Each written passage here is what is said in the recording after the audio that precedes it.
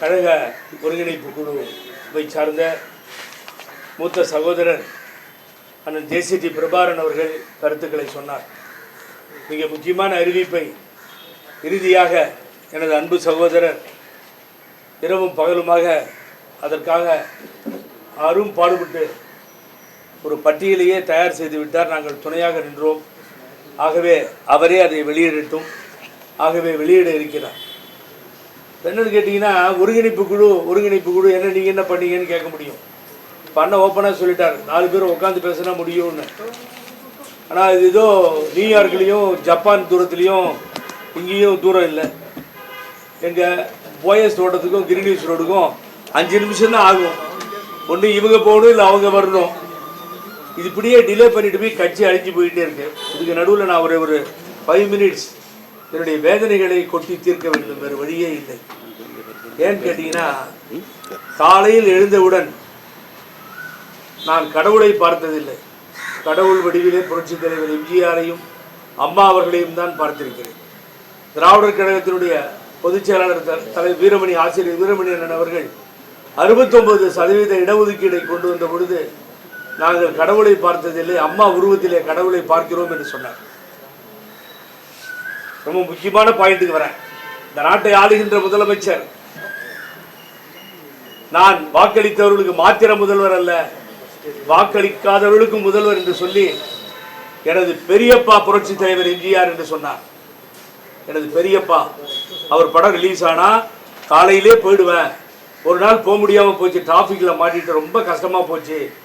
ஆகவே அவருடைய அறிவுரையின்படி தான் நல்லா படித்து மேலே வந்து இந்த நிலைமையில் வந்திருக்கிறேன். சொன்னது மு.க. ஸ்டாலின் அவர்கள் புரட்சி தலைவர் எம்ஜிஆரை புகழ்ந்து பெரியப்பா என்று சொன்னார். அதே முதல்வர் சட்டமன்றத்தில் நீட்டுக்காக எக்ஸம்ஷன் 1 வருஷம் தடையை நீட்டிக்க செய்து நீட்டை கொண்டு வராமல் செய்த அந்த வீராங்கனை புரட்சி தலைவி அம்மா என்று சட்டமன்றத்தில் பேசியிருக்கிறார். அதுபோன்ற வீரத்தை புரட்சி தலைவி அம்மா அவரிடத்திலே தான் பார்க்க முடியும் என்று சொல்லியிருக்கிறார்கள். நடந்ததா இல்லையா? 2 தலைவர்களுக்கும் அரசு அவர்கள் பிறந்த நாளை அரசு விழாவாக நீங்கள் அறிவித்தீர்கள். அதையும் நாம் பார்த்தோம், மகிழ்ந்தோம். ஒலிம்பிக் செஸ் ஹேண்டில் போட்டோ போடுறார் மு.க. ஸ்டாலின் அவர்கள். நாங்கள் நன்றியை தெரிவித்துக் கொள்கிறோம். 21 லட்சம் ரூபாய் நீங்கள் சத்துணவு திட்டத்திற்காக அந்த அம்மா உணவகத்திற்காக ஒதுக்கினீர்கள், பாராட்டுகிறோம்.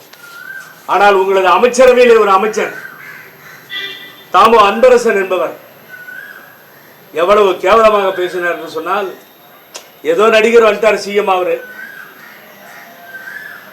நான் மிக பணிவோடு அன்போடு சொல்லிக்கொள்ள கடமைப்பட்டிருக்கின்றேன். தாமோ அன்பரசன் அவர்களே, நீங்கள் யார் என்று மக்களுக்கு தெரியாது.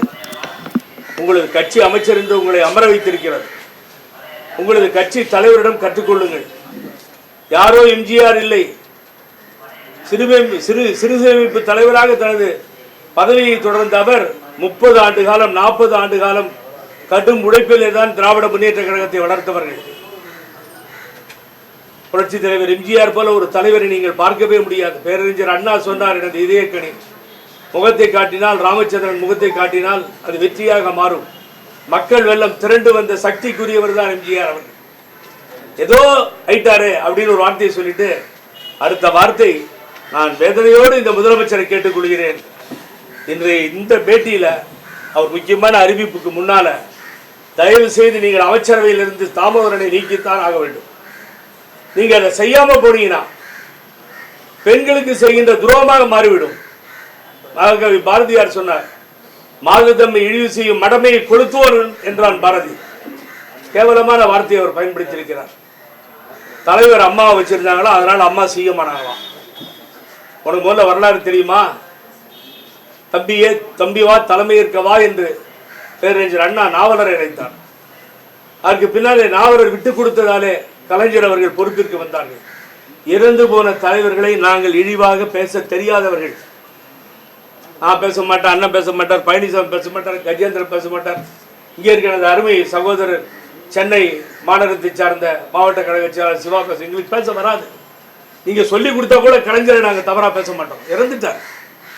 ஆனால் எவ்வளவு பெரிய வார்த்தை வச்சிருந்ததால அதுக்கு ஒரு கைத்தட்டல் வேற. பல கோடி தொண்டர்களை புரட்சி தலைவர் எம்ஜிஆர் அவர்கள் ரசிகர்களாகவும் தொண்டர்களாக வைத்திருந்தார். அப்படித்தான் அம்மாவையும் ஒருவராக அவர் வைத்திருந்தார். எதிர்காலத்திலே திராவிட முன்னேற்ற கழகம் என்கின்ற கட்சி எதிர்க்கக்கூடிய சக்தி படைத்தவர் புரட்சி தலைவி அம்மா என்பதால் தான் அவரையும் வைத்திருந்தார். அவர்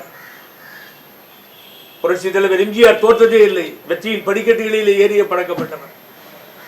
அம்மாவிடம் மோதி மோதி தோற்றீர்கள். திராவிட இயக்கம் 55 ஆண்டு காலம் சக்கரத்திலே சுழண்டு ஆட்சி கட்டியில் இருந்ததற்கு அம்மா அவர்கள் முக்கிய காரணம்.